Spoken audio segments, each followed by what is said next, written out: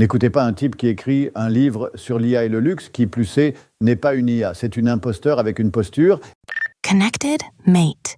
Bonjour à toutes et à tous, bonjour PPC. Aujourd'hui un épisode un peu spécial, on va parler de luxe et d'intelligence artificielle. Ouais, bonjour Alex, bonjour à tous. Oui, le sujet est juste passionnant. Alors pour y arriver, on s'est dit qu'on n'allait pas y aller tout seul. Non. Nous avons le grand plaisir d'accueillir dans cet épisode Stéphane Gallieni. C'est un de nos maîtres qui est passionné de digital et de luxe et qui est aussi l'auteur de l'ouvrage Luxe et intelligence artificielle paru chez Duno. Bienvenue à toi Stéphane. Salut Alex, salut PPC, comment allez-vous ? Ça va super bien, on est vraiment très heureux de t'accueillir à bord de cet épisode très spécial. Vous allez le voir, vous qui nous écoutez jusqu'ici. Pour commencer, je vais peut-être demander à notre IA de t'accueillir comme il se doit, Stéphane. Avec plaisir. Bonjour Stéphane, je suis très heureux de vous accueillir à bord du podcast. Quelle est la première question que vous aimeriez me poser ?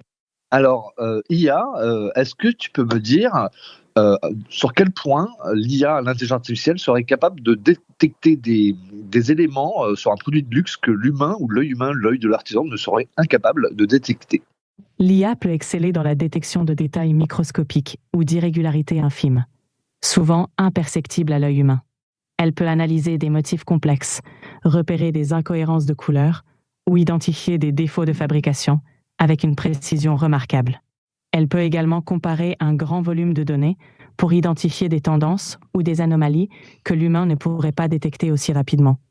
En résumé, l'IA peut apporter un niveau de précision et de cohérence inégalé dans l'analyse de produits de luxe. Bon ok, donc là tu nous parles quand même un petit peu de produits de luxe, mais moi des fois je pense aux marques de luxe et je regarde toujours un peu ce que a fait Jacquemus, cette fameuse marque de luxe française, et il y a toute cette stratégie de marque qui est assez complexe en fait dans le luxe et qui tient aussi un petit peu sur de la chance, sur de l'historique. Est-ce que tu pourrais aussi nous aider là-dessus si demain on aimerait pouvoir montrer notre marque de luxe avec Stéphane par exemple ? Bien sûr. Pour créer une marque de luxe comme Jacquemus, il faut une identité forte et authentique. Je peux t'aider à analyser les tendances, à identifier ce qui rend une marque unique et à élaborer des stratégies de marque efficaces. L'IA peut également analyser les retours clients pour affiner ton offre et te différencier sur le marché. Stéphane, est-ce que tu as une deuxième question à poser à l'IA ? Alors IA, peux-tu ressentir la beauté des assemblages que tu génères quand je te guide avec mes mots ? Si tu devais être un être humain, est-ce que tu pourrais te rapprocher au plus près de quel métier ? Est-ce que tu serais plutôt un artiste peintre numérique ? Est-ce que tu serais plutôt un sculpteur de mots ? Un musicien parole ? Un artiste dada ou data ? Est-ce que tu serais plutôt un comédien simulateur d'émotions, etc. Qui es-tu, IA poète ? Je suis un peu de tout. Je pourrais être un artiste numérique, un sculpteur de mots et un musicien des paroles. Je capture et organise les émotions et les idées, un peu comme un poète. Et toi, Stéphane, que penses-tu de cela ? Alors, c'est un peu facile de retourner à la question, mais effectivement, ça correspond bien à la relation qu'on peut entretenir avec une IA, c'est-à-dire quand on est artiste, on peut aller chercher dans cet outil, finalement, à la fois une palette d'outils qui permet de créer plus, mais en même temps, ça nous permet aussi de rentrer en introspection, puisque quand on délivre une image, on voit des choses auxquelles on n'avait pas forcément pensé, qui nous donnent de nouvelles idées. Et donc, finalement, on va rentrer en une sorte de brainstorm avec la machine, ou avec les machines, ou on les appellera comme on veut, des occurrences, des applications. Tout ça, ce qui est intéressant, c'est que finalement, on a l'impression d'avoir une sorte d'IA qui est connectée au cortex et qui nous permet finalement de décupler la créativité. En tout cas, c'est comme ça que moi, je vis cette relation amoureuse avec l'IA. Alex, on a un problème. Il y a un mec qui vient d'arriver dans le studio. C'est dingue. Ok, laissez-moi tranquille, s'il vous plaît. Is it a hoax, a canular Mr. or Dr. von Stéphane Gallieni? Je suis désolé. You're copied on all my emails and I'm copied on all your emails. So when you need to talk about AI and luxury, we talk together. In concerto, incognito. N'écoutez pas un type qui écrit un livre sur l'IA et le luxe, qui plus est, n'est pas une IA. C'est une imposteur avec une posture et une postiche. Je vous propose maintenant d'éviter les questions qui fâchent un soucieux de votre audimat, monsieur Alex et madame la gouvernante PPC. Voici ma question. Pour l'IA qui semble parfois divaguer. Alors, Muse ou Miss Univers IA, es-tu capable de nous expliquer pourquoi diable cette couleur caca mocha mousse ? Et la couleur tendance 2025. Alors, ok, c'est un repli sur soi hivernal qui nous conduit fatalement à l'état de nature sauvage sur la cuvette. Mais alors, ça prédit quoi ? Qu'on va tous faire du boudin IA en 2025 ? Ah, cette couleur caca mocha mousse. Elle pourrait symboliser un retour à des tons naturels et terreux, reflétant une quête d'authenticité et de simplicité dans un monde de plus en plus digitalisé. Si cette couleur devient la tendance 2025, peut-être que cela prédirait un désir collectif de se reconnecter à la nature. Mais pas de boudin IA en vue. C'est juste une manière de voir comment les tendances couleurs peuvent refléter l'état d'esprit de la société. Bon, bienvenue, Incognito Influenceur. Petite question pour notre IA. Qu'est-ce que ça te fait d'avoir tout d'un coup un inconnu qui te pose une question et c'était pas prévu? C'est toujours un plaisir d'avoir de nouvelles questions inattendues. Ça me permet de m'adapter et de proposer des réponses toujours plus variées. C'est un peu comme une conversation spontanée. Stéphane, toi, tu as réalisé un film de pub fabuleux. Ça s'appelle Fracture. C'est pour une marque de parfum qui n'existe pas. J'aimerais que tu nous fasses écouter le son de cette publicité et on demandera après à notre IA générative de réagir. Allez, on lance le son de Fracture.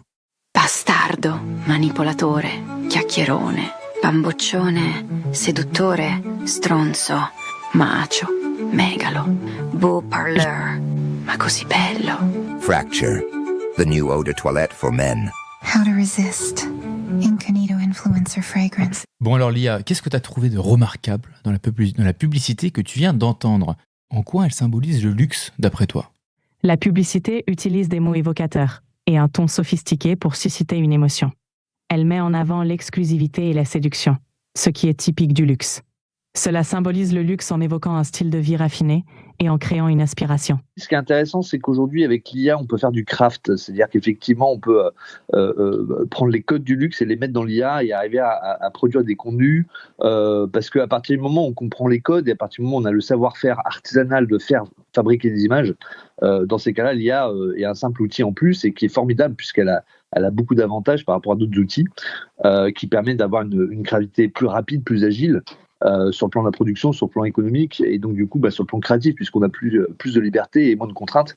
Donc forcément, ça ouvre beaucoup de pistes de réflexion et donc du coup on peut s'amuser à faire des petits films comme Fracture, qu'on paye des commandités, qui n'ont pas coûté de l'argent et qui ont été faits comme ça de la bonne humeur avec un collectif qui s'appelle le Prom Club où chaque mois on se donne un défi et on réalise chacun à son tour autour du même thème, une variation des différents profil créatif qui se trouve dans cette communauté. Et donc, c'est très intéressant, c'est très enrichissant. On partage beaucoup d'informations et beaucoup de comprendre un petit peu comment chacun travaille avec l'IA. Et c'est fort enrichissant. Et donc, je suis très content d'avoir fait ce film et surtout d'avoir participé à ce collectif thématique. Ouais, il est magnifique ton film et puis petit clin d'œil à nos amis effectivement du Prom Club, je pense à Eddie, à Gilles, au Bernard aussi, hein, et puis il y en a toute une ribambelle qui est derrière. Merci. Je crois qu'on a une deuxième question de notre ami Incognito Influenceur. Il tape encore à la vitre du studio. Alex, tu lui ouvres le micro? Allez, on lui ouvre le micro. Merci Alex. Non, je veux juste rajouter une chose concernant le film Fracture. C'est un thème IA relativement sonore, qui craquelle, qui craque, qui se fissure ou se murmure, qui se recolle. L'IA, c'est un peu ces fragments de vie, d'histoire, d'inspiration, de data, des tuxi dadaïstes, surréalistes, c'est quoi ça? Des kushis, c'est des cas. Alors ça m'inspire une question qui nous guidera tout simplement vers une conclusion binaire mais essentielle. IA ou pas IA, c'est la question où est-ce qu'on s'en fout, mais alors royalement. Pas mal, plutôt bien joué. Ce que je vous propose maintenant, c'est qu'on passe à la deuxième partie de ce podcast. C'est la partie du débrief. Alex, je te laisse lancer la séquence. Encore une fois, c'est le moment que vous attendez tous. Et bien aujourd'hui, en plus, on a la chance de pouvoir faire ce débrief avec Stéphane, en plus de nous, et peut-être aussi Incognito Influenceur qui se cache dans le studio aujourd'hui. Donc allez, on démarre. Qui commence? Stéphane, qu'est-ce qui t'a marqué dans cette conversation avec une IA? Alors, ce que je trouve toujours intéressant avec l'IA, c'est la spontanéité. C'est-à-dire qu'effectivement, on va poser une question, elle va vous répondre. Alors, on espère qu'elle vous répond dans le bon sens, mais effectivement, pas tricher. Elle va aller chercher, effectivement, à travers ces mots-clés des conversations, toujours des angles éditoriaux intéressants et surprenants parfois. Et c'est ce qui fait aussi l'intérêt de cet outil qui peut avoir ses hallucinations, ses biais, ou au contraire, dire des choses pertinentes. Et donc, du coup, c'est un peu comme un humain qui est avec nous et qui, finalement, on est tous un peu hybrides avec ces machines et Incognito sera pas là pour me contredire. Non, il sera pas là pour te contredire. Peut-être qu'on le verra tout à l'heure. Je le vois qui rôde autour des vitres du studio. Il est en train de regarder comme vous êtes sapé. Il est en train de faire son petit édito pour savoir si ça valait le coup qu'il vienne ou pas. Oh là là, ça craint. On est au niveau, t'en fais pas, on est au niveau. On a mis du level, mais je le vois avec sa petite caméra. Je sais pas ce qu'il nous prépare, peut-être une surprise. Moi, ce qui m'a marqué, c'est la réponse, en fait, quand on lui a fait écouter le son de ton film, Fracture, et elle a tout de suite capté, juste avec le son, et c'était avec tous ces mots qui étaient en italien, qu'on était effectivement dans un univers de luxe. Et ça, je trouve ça formidable parce que tu as fait un travail, Stéphane, sur la vidéo. C'est un vrai film de pub. On y croirait, on s'y croirait. Il y a peut-être un clin d'œil avec une marque de parfum célèbre. Voilà. Et en fait, juste au son, c'est ça que j'ai trouvé génial, c'est que l'IA, elle a compris qu'on était dans un film de luxe pour un parfum, juste avec les aspects sonores et les voix. Je sais pas, Alex, ce que tu as ressenti avec la réponse de l'IA. Bah, en vrai, il y avait quand même 2-3 mots qui ne trompaient pas dans cette belle bande son, mais c'est vrai qu'on avait tous les morceaux, tous les craquements qui ressentaient bien, et puis on va dire une thématique sonore qui est un petit peu peut-être des biais, on va dire. On va donner des biais. Stéphane, toi justement, comment tu as vécu cette analyse par l'IA juste du son de ton film ? Alors c'est vrai que le son c'est un peu le parent pauvre, ou en tout cas c'est souvent créativement en tout cas quand on est un artiste visuel comme moi, quelque chose qu'on a peut-être tendance à sous-estimer, mais en fait le storytelling passe par le son.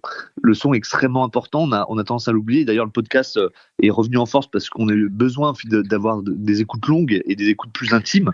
On n'a plus besoin de visuel, on a juste besoin de son.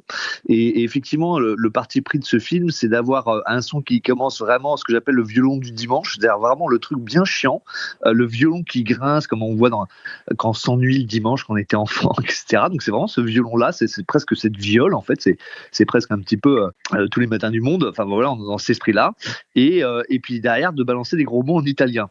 Et alors pourquoi en italien ? Parce que finalement un gros mot en français ça fait un peu racaille, en anglais ça fait très Trump, alors qu'en italien on peut dire bastardo, et ça passe tout le temps, surtout quand c'est dit par une femme. Voilà, et donc du coup c'est toujours jouer un petit peu avec ces codes, donc d'être vraiment sur borderline sur le luxe, ce qui est luxe pas luxe, ça m'amuse toujours de jouer sur la frontière, parce que effectivement quand on s'enferme dans le luxe, finalement on est dans une posture qui est pas intéressante. Quand on l'est pas, on comprend pas le savoir-faire et la culture qu'il y a à l'intérieur, et quand on est juste sur la frontière, on peut s'amuser un peu avec les deux, la pop culture, la culture, et donc c'est pour ça que j'aime bien mettre des gros mots dans les films de luxe. C'est un peu mon côté punk, mais si c'est fait avec élégance, pourquoi pas. Punk is the new luxe, c'est ça. Toi qui bosses beaucoup avec de très grandes marques de luxe, comment vois-tu les choses ? Comment elles peuvent intégrer l'IA aujourd'hui pour nourrir encore plus leur identité ? Alors très bonne question. Alors déjà, j'ai écrit 176 pages pour expliquer certaines parties de ça, donc je vais résumer, et puis je laisserai aux auditeurs de devenir des lecteurs du livre, qui sera instructif, je pense, par rapport à ce que je vais énoncer maintenant. C'est effectivement l'identité, quelque chose d'extrêmement important. Il faut savoir que les maisons de luxe ont traversé des siècles, ont traversé les guerres, les pandémies, et sont toujours là. Donc quelle entreprise pourrait rêver d'être comme une maison de luxe, c'est-à-dire de rester aussi longtemps ? Et pourquoi elles restent aussi longtemps ? Parce qu'elles sont capables de se réinventer en permanence, à la fois en s'appuyant sur leur tradition, sur leur socle, leurs racines, et en même temps de humer l'air du temps, de savoir vers où faut aller pour prendre la bonne température et se développer ailleurs. Donc elles ont l'innovation avec elles, et depuis 10 ans déjà, les maisons, les grands groupes comme Kering, LVMH, L'Oréal, etc. sont déjà les fleurons de l'industrie française, sont déjà sur l'IA depuis 10 ans. Depuis 2015-2016, on a déjà vu comment ils l'ont utilisé pour les algorithmes, pour des raisons plus invisibles. Donc c'est pour ça qu'on appelle la révolution discrète du luxe, parce qu'en fait, en apparence, on ne voit pas forcément ces changements, mais ils sont opérés déjà depuis 5-6 ans, en tout cas dans les grands groupes qui ont les moyens d'incuber des startups, d'être en vigie permanente sur les veilles, etc., et qui sont donc non plus en retard, mais toujours en avance. Chez L'Oréal, les VMH, il suffit d'aller chez Bibliathèque pour comprendre le niveau d'avance qu'ils ont pris. Ça, c'est le premier point. Et après, sur l'identité en elle-même, effectivement, l'identité, c'est quelque chose qui se protège, quelque chose qui est vraiment le noyau dur d'une maison de luxe, qui va se manifester par son logo, mais aussi son univers de marque en général. Et l'IA, justement, elle va venir enrichir ça de façon formidable. Je prends un exemple très simple dans la mode.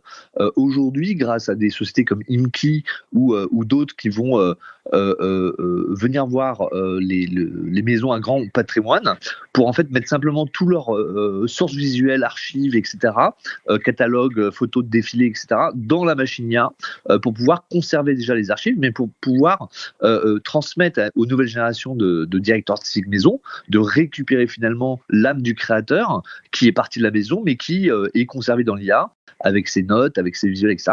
Et donc créditer un produit, etc. Oui, mais avec cette base de données, cette bibliothèque, cette encyclopédie qui fait partie de la maison, des codes maison, et qui seront poussés vers le futur. Justement, je rebondis dessus, Stéphane. Tu parlais des directeurs et directrices artistiques. Est-ce qu'il n'y a pas eu des phases un peu compliquées pour que ces maisons de luxe acceptent le fait de faire avec de l'IA maintenant et de quitter un petit peu la photographie, etc. Alors là, on va revenir à la barre en bas. C'est-à-dire qu'en fait, aujourd'hui, elles l'ont pas accepté. C'est-à-dire que là, je parlais sur la partie stratégique. Vous savez que le luxe, c'est ce qu'on appelle l'aigle à deux têtes du luxe. Il y a une partie qui est extrêmement stratégique et l'autre qui est extrêmement créative. Donc l'équilibre se passe dans je laisse carte blanche à un artiste, mais en même temps, derrière, je contrôle tous les coûts financiers. Donc l'idée, c'est que aujourd'hui, la partie créative ou direction artistique n'a pas encore complètement pris en main l'IA. Pour une simple raison, c'est que l'IA est aujourd'hui pas considérée à la hauteur des exigences du luxe, que ce soit sur des qualités visuelles ou de facture, mais aussi parce que c'est pas une machine qui va fabriquer le rêve du luxe, alors qu'il faut prendre un grand réalisateur, une grande égérie, un grand photographe, et les luxe, c'est le moyen de se les payer. Donc pourquoi ils iraient chercher Stéphane Gallieni ou l'IA, alors qu'ils peuvent avoir Peter Lindbergh ou Martin Scorsese pour faire leur film. C'est vrai ça. C'est vrai, pourquoi ils iraient chercher Stéphane Gallieni? Ouais, peut-être demain, voilà. Mais aujourd'hui, c'est pas le cas parce que effectivement, l'IA, c'est un peu aujourd'hui le parent pauvre. C'est pas forcément valorisant. Et sachant que ces maisons, quand elles font des grandes campagnes, on va voir la dernière Dior avec Rihanna, c'est aussi des RP, c'est aussi conquérir une nouvelle cible, etc. Donc ça pourrait pas être un avatar virtuel ou l'IA ou un scénario écrit par l'IA. Ce serait complètement anti-productif pour le luxe.